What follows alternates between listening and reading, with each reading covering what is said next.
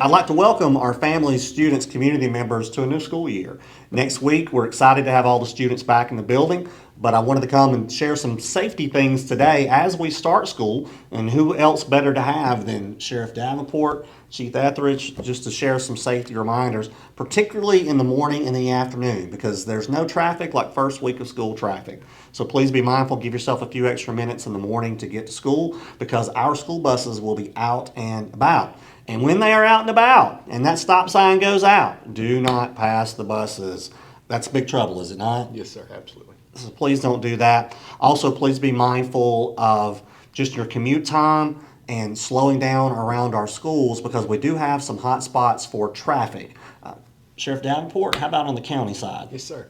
All schools will have increased traffic, as you know, but specifically Mount Carmel Church Road in front of North Murray High School and Highway 225 North in front of our Bagley and Woodlawn campuses.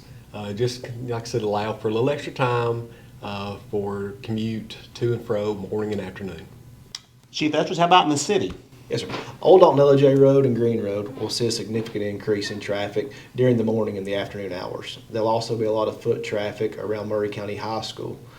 Please remember to stop for the pedestrians in the crosswalk and also slow down in the school zones.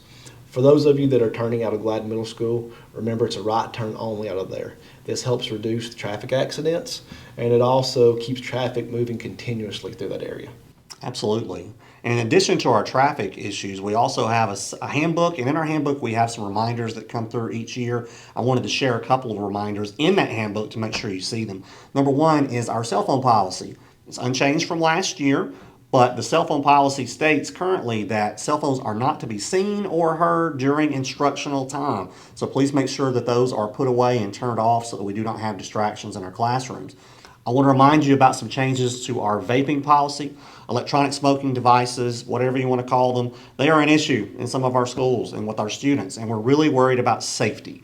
So we tightened up the restrictions on those, tightened up the punishments on those.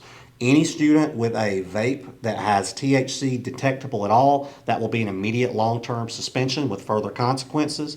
Any vape that does not have THC will also face stiffer consequences this year. And a lot of that has to do because these are legal, are they not? They are, sir. You must be 21 years of age to legally possess, own, or purchase a vaping device, and the penalties could be Up to 20 hours community service and a suspension of your driver's license.